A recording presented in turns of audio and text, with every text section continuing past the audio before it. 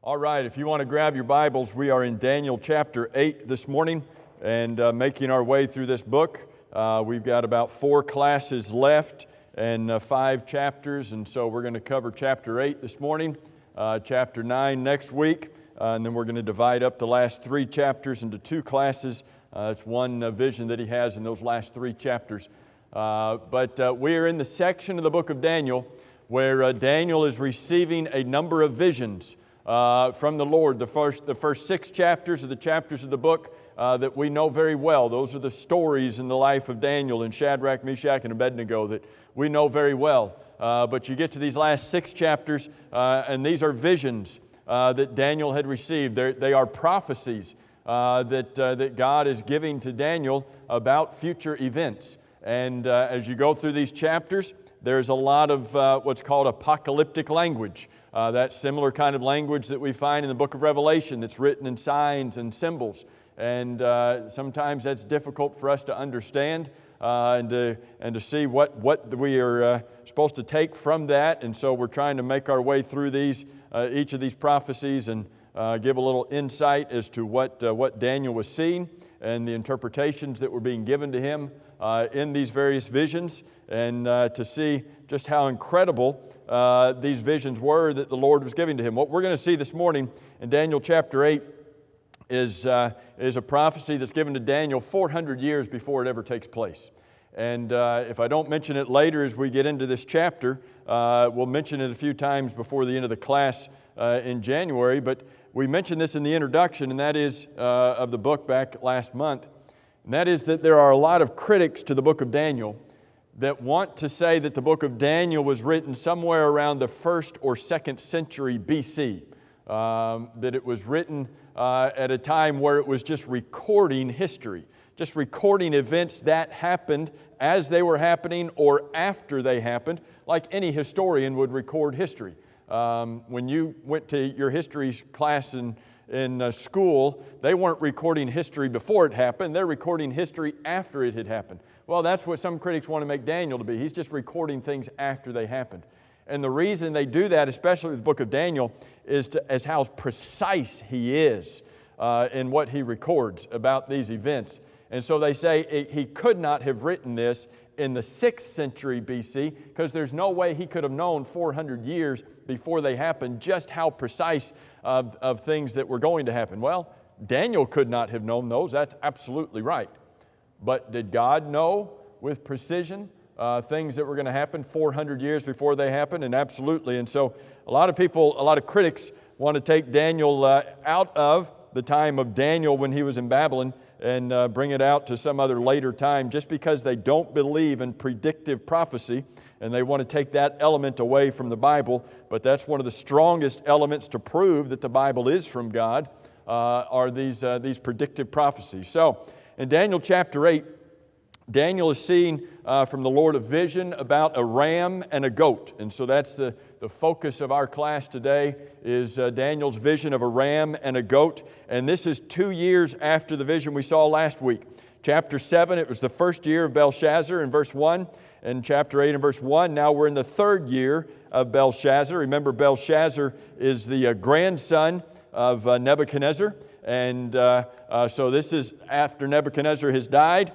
This particular chapter is two years after chapter 7, but it's 12 years before chapter 5. Remember chapter 5, Belshazzar sees the handwriting on the wall. Daniel sees this vision 12 years before Belshazzar saw the handwriting on the wall, and that was the last night of the Babylonian rule. And so we see just some background information here in the first couple verses that Daniel sees a vision, but he's sort of taken away from where he is in verse 2, and he's at least in the vision that he's being shown, he is in Shushan, the citadel, which is in the province of Elam, and he saw a vision that was by the river Ulai. And these aren't things that make any sense to us because geographically we are challenged when it comes to some of these ancient areas. But this would be an area that was about 200 miles east of Babylon, about 150 miles north of 200, what did I say, 150 miles north of the Persian Gulf. So get Iran, maybe if you got geography today, get Iran in your mind, and that's sort of where he is. And he's by the river Ulai, which he's going to bring up again in just a little while. But here's what I want to do. I want to throw this outline up here, and I'm going to fill in the middle here as we go through this. But here's what Daniel sees. And I want you to think about seeing this kind of a vision. And what did Daniel think it meant as he went through it? Well, when we get down to verses 20 and 21 and 22 and following, it's told to him what this meant. And the interpretation is very specific. Verse 3, "Then I lifted up my eyes and saw, and there standing beside the river where he was a ram, which had 2 horns." Remember, we are in apocalyptic language. Remember, we are in this symbolic kind of signs that God is showing to Daniel. Remember chapter 7, where he saw these beasts coming out of the sea. And each beast, what did each beast represent? There were 4 beasts that came out. What did each one represent? 4 different kingdoms. And that's what Daniel was told in chapter 7, is that these 4 beasts represent 4 kings, 4 kingdoms. Well, you get to chapter 8, and he sees a ram by a river. Well, do you suppose this ram is going to represent something? That's the whole nature of this kind of literature and this kind of language. He sees a ram. A ram was typically a symbol of princely power, and this ram had 2 horns, and the 2 horns were high, but one of the horns was higher than the other, and the higher one came up last. Well, what in the world is this all about? Go back to chapter 7. Remember chapter 7 in verse 5, where Daniel saw the second beast come out of the sea, and it was a bear, and it was raised up on one side. So he saw this bear come out, but he's raised up on one side. What did we learn from Daniel chapter 7 that second beast represented? What empire? The Medo-Persian Empire. That Medo-Persian Empire was made up of the Medes and the Persians. The Medes were powerful at one time, but the Persians came along and defeated them and dominated them, and that's the side of the bear that was raised up higher than the other. Well, what's Daniel seeing in verse 3 of chapter 8? He's seeing a ram that's got 2 horns. One horn is higher than the other, and it came up last. He's seeing the Medo-Persian Empire now think about this. He's seeing this during the days of the Babylonian kingdom. Belshazzar is a Babylonian king. You might say, well, how do we know that the ram represents the Medo-Persian Empire? Well, in your Bible, you might write next to verse 3, write verse 20. The interpretation that he's given in verse 20 is very specific. The ram which you saw having the 2 horns are the kings of Media and Persia. We're not left to wonder what this means. We know exactly what he's seeing. He's seeing a vision about a kingdom that's going to come after Babylon. Babylon doesn't fall for another 12 years.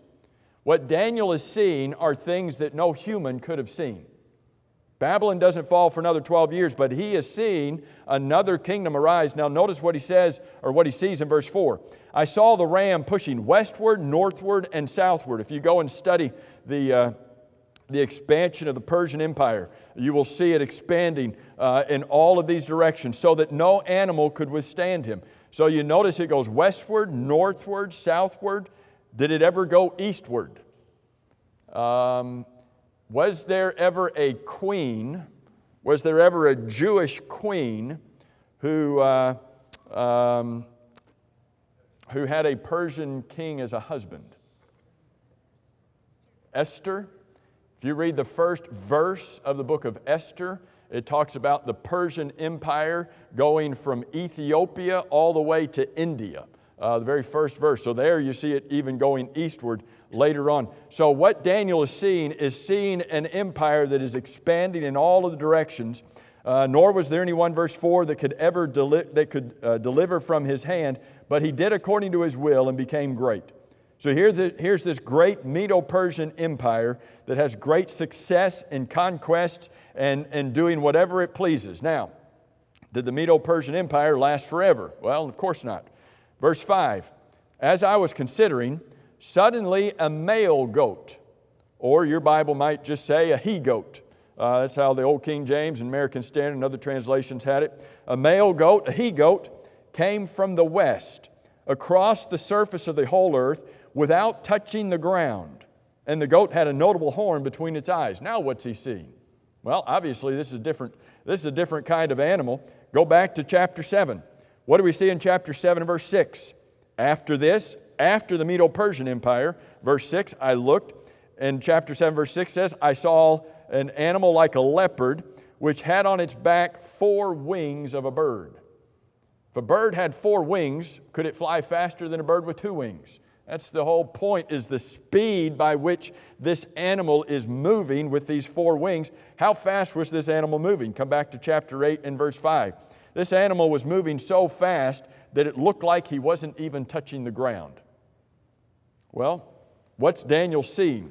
Right next to that verse, verse 21. The male goat is what? Kingdom of Greece.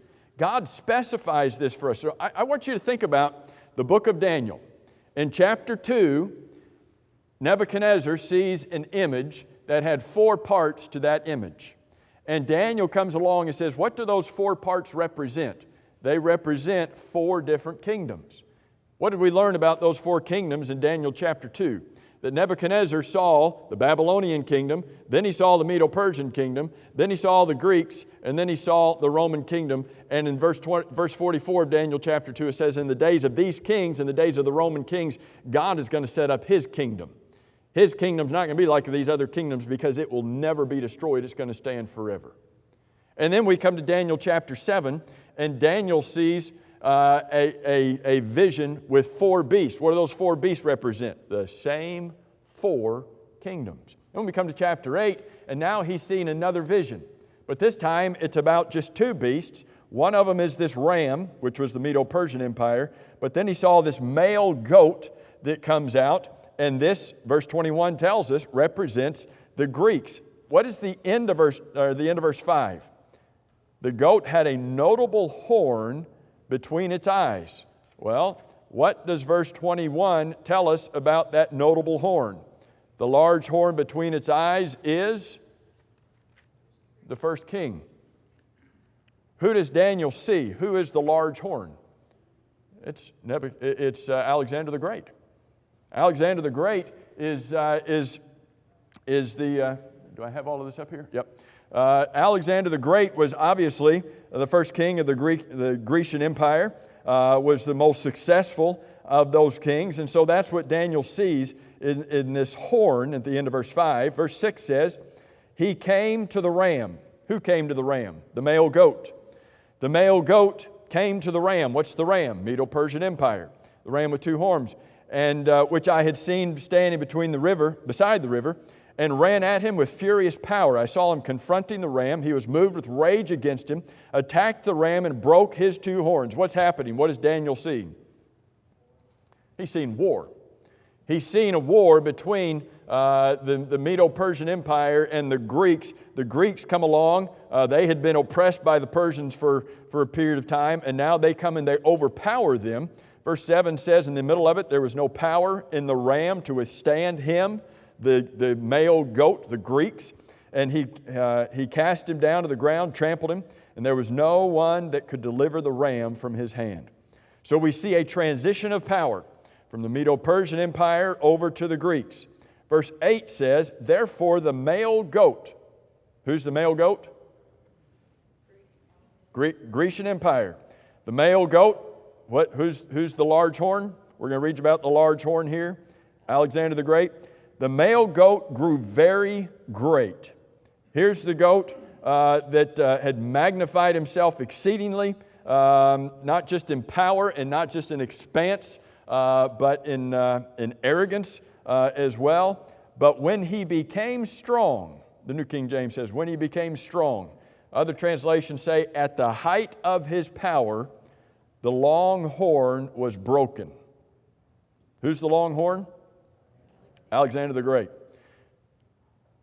Did Alexander the Great, according to this passage, did he live out his life to a ripe old age and enjoy a lot of peace and tranquility near it. No, he's at the height of his power. He died. Alexander the Great was 33 years old when he died. You know that he had conquered the known world, made it all the way to India, wept because in his mind there were no more lands to conquer. And so he dies, but he does not have an heir in order to take over the control. And so the large horn was broken. That's the death. The large horn was broken, talking about him dying. And in place of it, 4 notable ones came up toward the 4 winds of heaven. Go back to chapter 7 again. I want you to see the connection between these texts. Go back to chapter 7 and verse 6.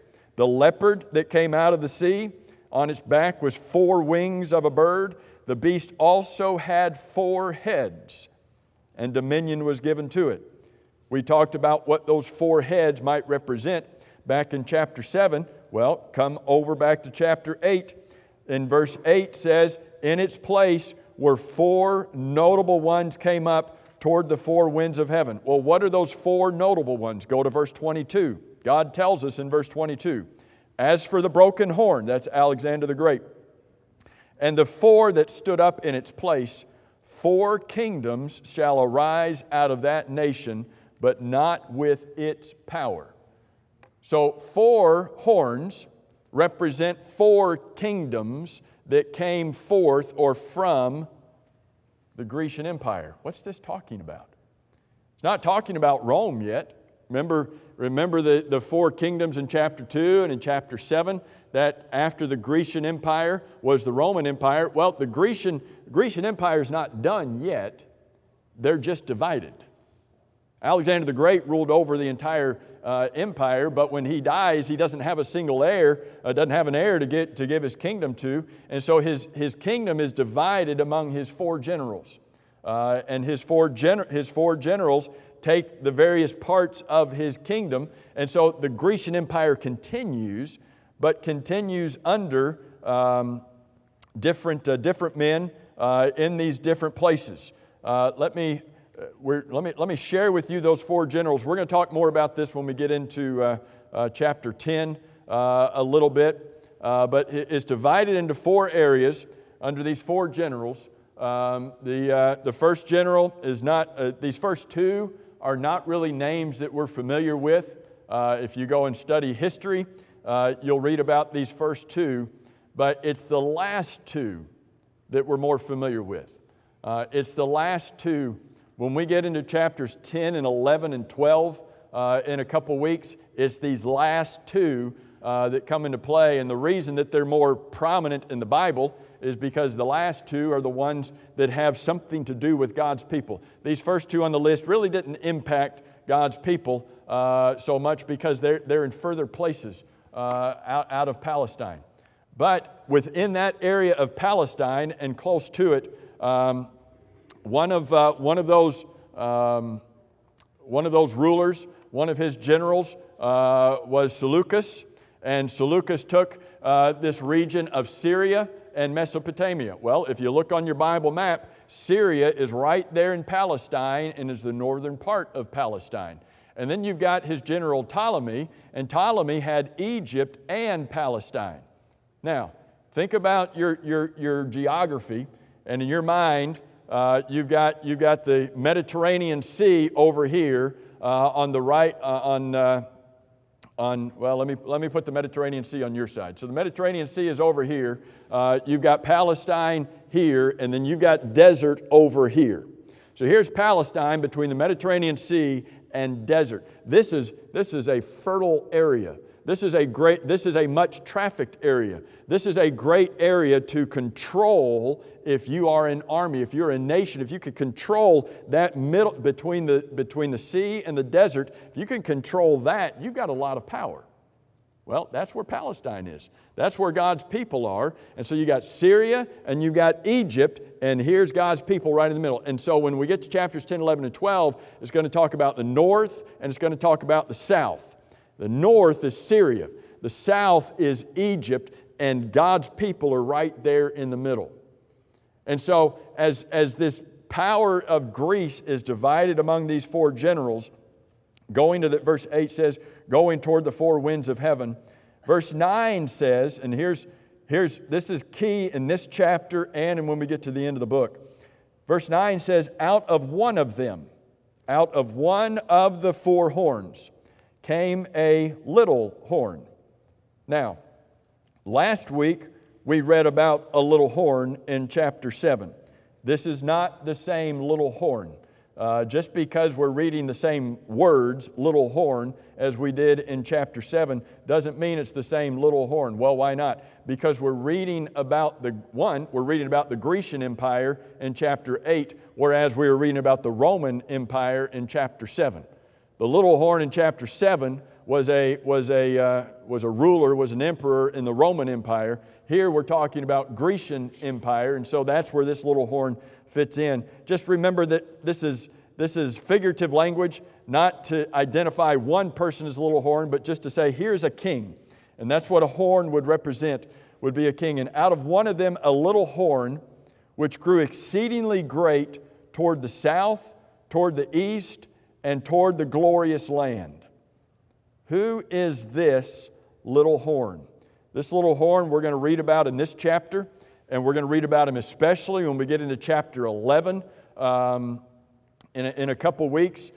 This little horn was one of the kings who persecuted God's people more than anybody else. Not in the Roman Empire. Don't fast forward to the Roman Empire. We're talking about the Grecian Empire, divided up into 4 different areas, and this particular king was one of the worst. And as we read through this, we will be able to identify him, but let me go ahead and put his name up here so that you can become familiar with it, because we're going to talk a lot about him in these last few weeks of the class. His name was Antiochus, and he was remember, divided into 4 different areas, 4 different kings, rulers. Seleucus was one of them who took Syria, and so one of the kings that followed Seleucus, actually the 8th in line, or the 8th king after Seleucus, was Antiochus IV. When we get into chapter 10, we're going to read about some of his predecessors in the Syrian kingdom, but we're also going to read about Antiochus IV. He called himself Epiphanes. What does that mean?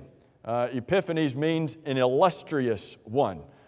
He called himself Theos Epiphanes. He was the manifest, illustrious Theos, God. That's what he called himself. He called himself, referred to himself as a god. And so he becomes the king of the Syrian nation. Again, this is a part of Greece as a whole. Verse 9 says, this little horn grew exceedingly great toward the south, going down towards Egypt, going towards the east into the land of Persia, and toward the glorious land. What would the glorious land be? That's Palestine. That's God's people. We're going to read that same expression when we get into chapter 11. And it grew, verse 10, up to the host of heaven, and cast down some of the host and some of the stars to the ground, and trampled them. Again, figurative language.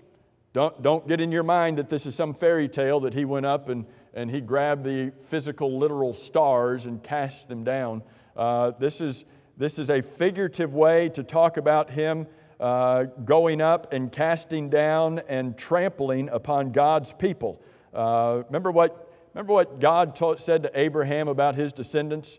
They would be like the stars of the heaven. Well, that's the figurative language here, is that he is trampling upon God's people. And he's so arrogant, verse 11. He's so exalted. He magnified himself so much that he even exalted himself as high as the prince of the host. Well, if verse 10, the host is talking about God's people, and in verse 11, the host is talking about God's people, who is the prince of the host? Well, let me help you out. The Bible will tell us. Drop down to verse 25. The end of verse 25 says, he, talking about Antiochus IV Epiphanes, he shall even rise against the prince of princes. Well, who's that? Would the prince of princes be the same person as the king of kings? Would the prince of princes be the same person as the Lord of lords? Same person. So if he's going up against the Lord of Lords. If he's going up against God in verse 25, verse 11 is interesting. It doesn't say that he's going up against God. It says that he is making himself as God. He has elevated himself to be God in the eyes of the people. And so that's what he told the people to call him, was Epiphanes. His given name was Antiochus. That's what his mama called him. But now he is calling himself Antiochus IV Epiphanes. I am the manifest God, and that's what you are to call me. But behind his back, the people didn't call him Epiphanes. Behind his back, the people called him Epimanes, which meant madman, because he was a little crazy. But so he exalts himself as the prince, verse 11, as the prince of the host. But notice what happens. And by him the daily sacrifices were taken away, and the place of his sanctuary was cast down. This is one way that we know that this is talking about Antiochus, because of what transpires here. Antiochus, as the screen says, Antiochus ruled from 175 to 164 BC. During this time, again, he's the king of Syria in the north, but as the text says in verse 9, he comes down and he conquers the south in Egypt. He is dominating that whole area of basically the Grecian Empire, but he's taking over Palestine. And when he comes through Jerusalem, he wants to take out their religion. He wants to take out those people, and he does, but he wants to take out their religion, and so he puts a stop to the daily sacrifices. Remember, the Jews offered a sacrifice in the morning, offered a sacrifice in the evening, and he puts a stop to that. This is about the year, we know when it is. It's in December of 168 BC. December of 168 BC, he comes through Jerusalem and he puts an end to their daily sacrifices. The end of verse 11 says, the place of his sanctuary was cast down. Antiochus went into the temple, and on top of the altar of burnt offering, he erected, think about this, in God's temple there's the altar of burnt offering. He erects a pagan altar inside there, and he offers a sacrifice to Zeus inside God's temple. Rutrow is right. And so that's Antiochus. That's what he's doing to God's temple. That's what he's doing to God's people. Now, why would God let that happen? What's the first part of verse 11 tell you? The New King James says, the first part of verse 11, because of transgression. Why is all of this happening to God's people? Why are they being destroyed? Why are they being dominated by this king? Why are their sacrifices being stopped? Because of their sin. Because of their transgression, God is, and they're turning to idolatry, the other idolatry. They were turning to idolatry, and because of that, God was allowing judgment to come upon them, and so the host was given over along with the daily sacrifices. He cast down truth to the ground.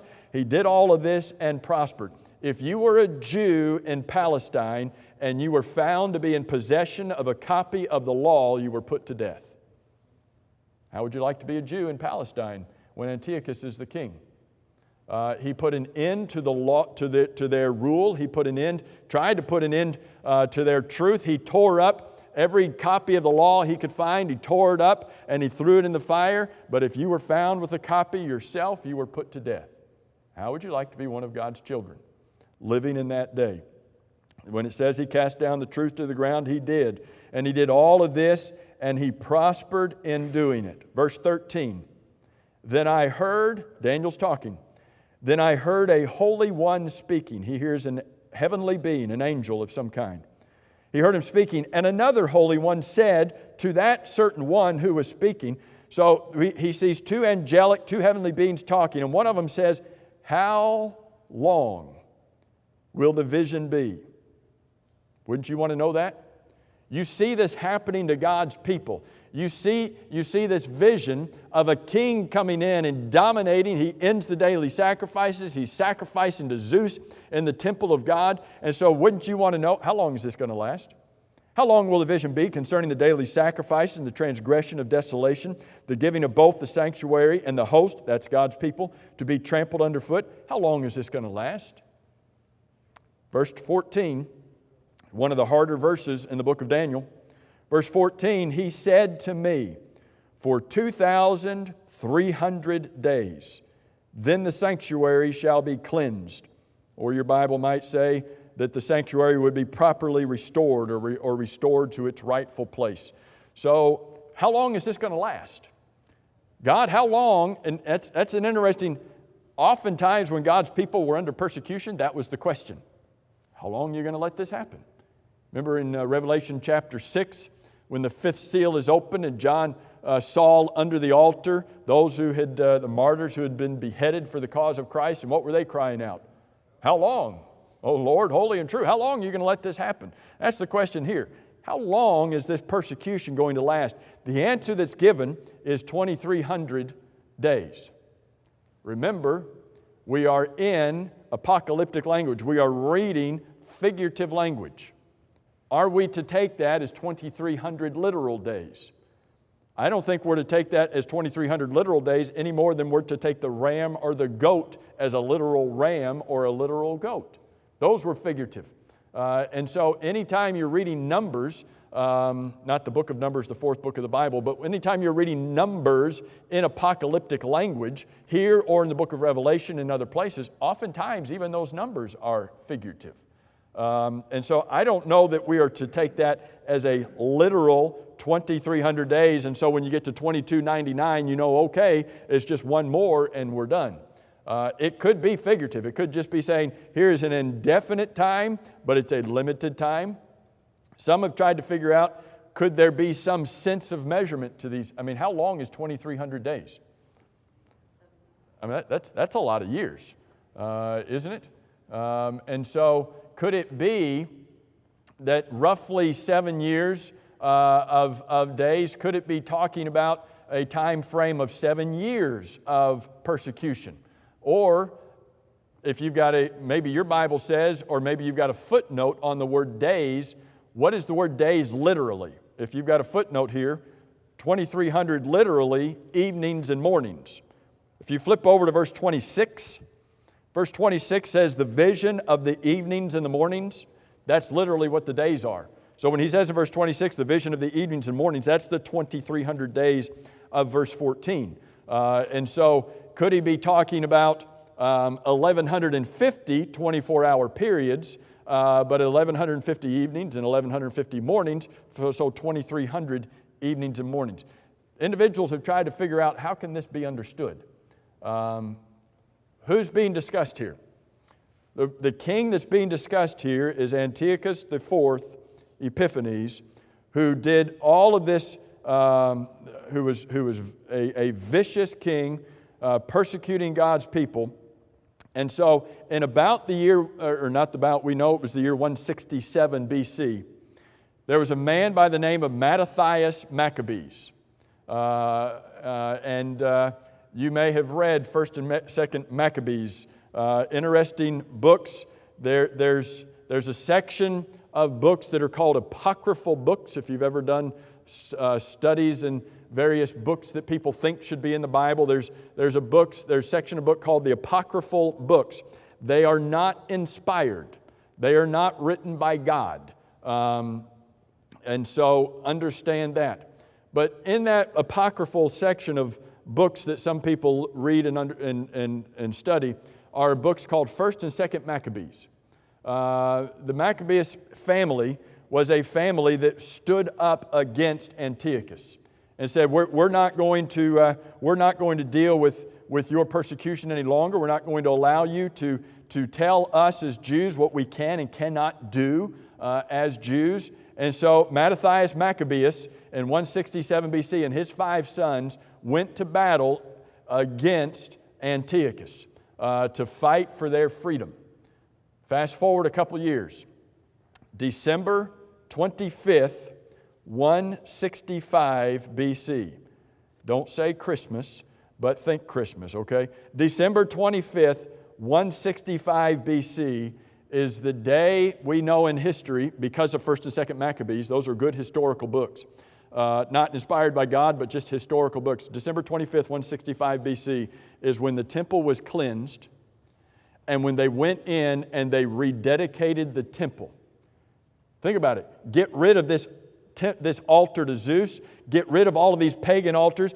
Cleanse all of that. Let's go back into God's temple. They resurrected the altar to God. They offered a sacrifice to God, December 25th, 165 BC, and burnt incense to God on that day. And it was a time of rededication. It was a dedication of the temple. They lit the lights on the menorah, December 25th, 165 BC. But they called it a dedication. Interestingly, in John chapter 10, verse 22 of John chapter 10, you've got a record in the New Testament of the Feast of Dedication. Well, if you start looking up Feast of Dedication in the Old Testament in your concordance, you're not going to read about it. It's not the Feast of Passover. It's not the Feast of Pentecost. It's the Feast of Dedication the Jews made up in 165 BC. If you took the Hebrew word for dedication, and you took that Hebrew word and you transliterated it, meaning you just take the Hebrew letters and you transliterate that Hebrew letters and bring it down into an English word, like people did with baptize. Baptize is just a transliteration of the Greek word baptizo. If you take the Hebrew word for dedication and transliterate it into an English word, you know what English word we come up with? Hanukkah. Hanukkah is the English transliteration of the Hebrew word dedication. Where does the Feast of Hanukkah come from? Right here. Feast of Hanukkah came from the dedication, the rededication of the temple in 165 BC, when finally the Maccabeus family had conquered and done away with Antiochus and was able to go in and to dedicate the temple again. That happened 2,300 literal or perhaps more figurative days after Antiochus was persecuting his people. Now, very quickly, I've only got 5 minutes. I've got another half of a chapter. 2,300 days. Some people have said, could that be literal? If you take December 25th, 165 BC, and you rewind 2,300 days, you get into the year 171 BC, which is when, interestingly enough, that Antiochus began his assault against the Jews. Some people have said, no, well, maybe it's not 2,300 days, maybe it's 2,300 evenings and mornings, so it's 1,150 days. Well, if you back up that period of time, you get into 168 BC, and what happened in 168 BC? That's when Antiochus came into the temple and set up his altar to Zeus and offered a sacrifice there.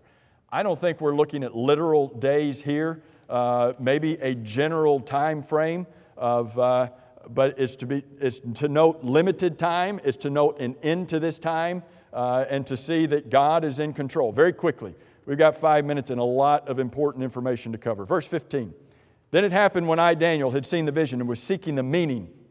Suddenly there stood before me one having the appearance of a man. He sees an angel. And I heard a man's voice between the banks. Think about that, between the banks. He's hovering over the water. We'll see that again in chapter 12. Who called and said, Gabriel, make this man understand the vision. So this voice from hovering over the water says to Gabriel, make this man understand. This is the first time we read Gabriel in the Bible. We will read him one other time in the book of Daniel, and we only read about him twice in the book of Luke at the announcement of the birth of John the Baptist and the birth of Jesus. Here is one of God's messengers. And so Gabriel in verse 17, he came near where I stood, and when I was afraid and fell on my face, he said to me, understand, son of man, that the vision, please put this in context. Verse 17, understand that the vision refers to the time of the end. I know that when we read that expression, the time of the end, our minds go to the end of the world, because that's the time of the end that we think of. And there's a lot of other people who have come to this, this is talking about the end of the world. This is not talking about the end of the world. Put that expression in this context. What was the question that was asked in verse 13? How long is this going to last? Put that in the context. Daniel is being given an answer to how long is this going to last. So he's being told when the end of Antiochus's persecution is going to last. So please put that in the context. It's not talking about the end of the world. Daniel's talking about when is this persecution going to end? When is the temple desecration? When is it going to end? Verse 18. As he was speaking, I was in a deep sleep on my face. Verse 19, he said, "Look, I am making known to you what shall happen in the latter time of the wrath, of the indignation, the end of this persecution. For at the appointed time the end shall be." What end? The end of Antiochus's persecution.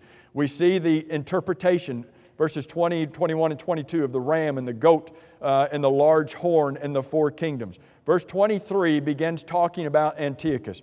Verse 23 through verse 25 is about the little horn. It doesn't say little horn here, but that's who it's talking about from verses 9 through 12. So you might write out in your Bible next to verse 23, this is Antiochus IV Epiphanes. He is the ruler of the Seleucid line, one of those four kingdoms. Verse 23, about this little horn. In the latter time of their kingdom, latter time of whose kingdom? The Seleucids. When the transgressors, the Jews, because of their sins, when the transgressors have reached their fullness. What does that mean? When the fullness of the measure of their sins, when their sin has run its course and God's going to punish them for their sins, a king shall arise. Who's that? Antiochus. Antiochus shall arise having fierce features. He's an insolent, vicious, dangerous man who understands sinister schemes. He is a deceitful, crafty man who, in order to defeat the Jews, he just turned them against each other. We don't have time. I wish we had time to go over to chapter 11, and we'll see some of his sinister schemes over in chapter 11 when we get there. Verse 24, his power shall be mighty. But where did he get his power? His power shall be mighty, but not by his own power. He's a powerful guy, but where did he get his power? From God. What did we learn in chapter 4? God rules over the affairs of men. He gives it to whomever He wishes. God gave him this power. Well, why would God do that? To punish His people for their sins. He shall destroy fearfully, shall prosper and thrive. He shall destroy the mighty and the holy people, the Jews, the host. Through His cunning, He shall cause deceit to prosper under His rule. He shall exalt Himself in His heart. He shall destroy many in their prosperity. He shall even rise against God Himself, the Prince of Princes. Do you have the word "but" in verse 25? He's going to go, he is so arrogant, he's going to go up against God. But he shall be broken. That's the end that Daniel was looking for when he was broken. Remember when it talked about Alexander the Great, it used the word broken to talk about his death. That's what's being talked about here with Antiochus. He shall be broken, but not in battle. He shall be broken without, the New King James says, without human means, without human agency, but not by any human power. What does that mean? God took care of him. In God's time, God took care of this man, and we don't have time to talk about his death, but it's an interesting story to read about this man's death. Verse 26, the vision that Daniel saw of the 2,300 evenings and mornings was true. So the angel told him, Gabriel told him, seal it up, for it refers to many days in the future. Daniel saw this vision 400 years before it happened. Are there some details in here about kingdoms? Are they being named? Who would have known that the Medo-Persian Empire was going to come 12 years later? Who would have known that the Greeks would come along 200 years later and defeat the Medo-Persians? Who would have known that 400 years later there would be a king from the Seleucid line who would come into the temple and sack it and set up his own altar there? Who would have known that 400 years before? God. That's why some people want Daniel to have been written after all of these events happened, because of the precision of the prophecies that are here. That ought to build your faith to know that Daniel was writing these things 400 years before they ever happened, and it took it out. Look in verse 27 very quickly. It took it out of him. He fainted. He was sick. To think about God's people being persecuted and suffering just was more than he could take. And then he went up about the Lord's business, about the king's business. But he was astonished because Gabriel did not answer all of his questions. He did not understand everything about this vision. We understand more about it than Daniel did, because we are seeing this on the back end, and we see all of these things come to reality just the way that God said that they would. I hate that our time is up, but we are 2 minutes past. Thank you all very much for your good attention this morning.